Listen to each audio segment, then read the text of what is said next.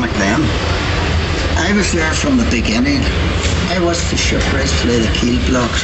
They set big wooden blocks on the slipway to start with, then the keel at top of that, like a backbone, and the frames attached to that, like a skeleton.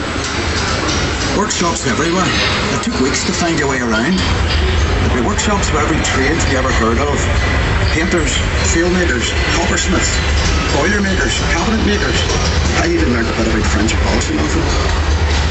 Arnabus was a fine place to work, but dangerous. Every ship cost a life, and there'd be lots of injuries besides. I was in the engine works for a while. Very well equipped it was. That's where we built the triple expansion engines. 2 of them, each as high as a 3-story house. I worked in the frame bending shop. You'd heat steel beams in the furnace, then hook them onto slabs of cast iron and hammer them curved. It was skilled work. You had to bend them more than you needed because the frame straightened out a little when it cooled.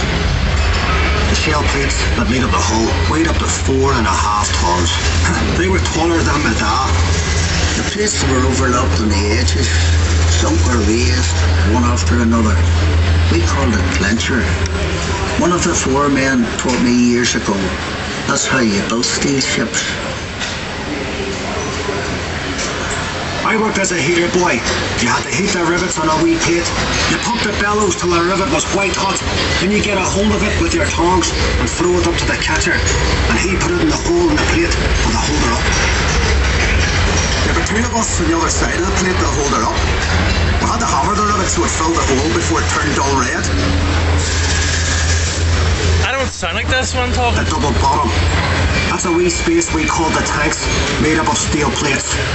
The rest of the rivet squad all had to fit into that gap.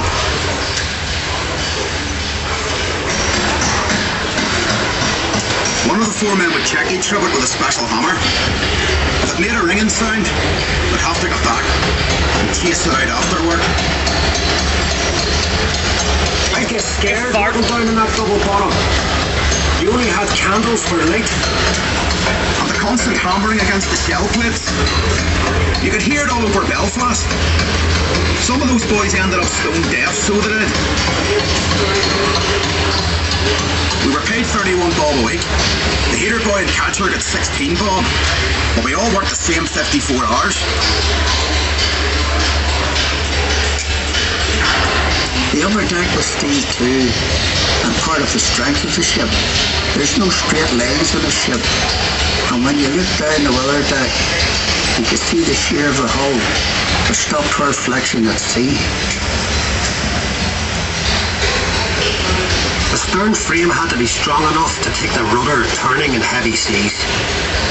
You'd have all these timbers and guy wires to steady the frame, and men scurrying around like ants underneath.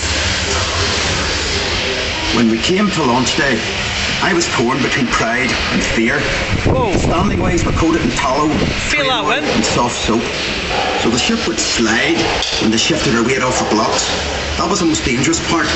When the shipwrights were knocking away the last props. They were under compression, you see, and the sliding ways would be released by the hydraulic trigger.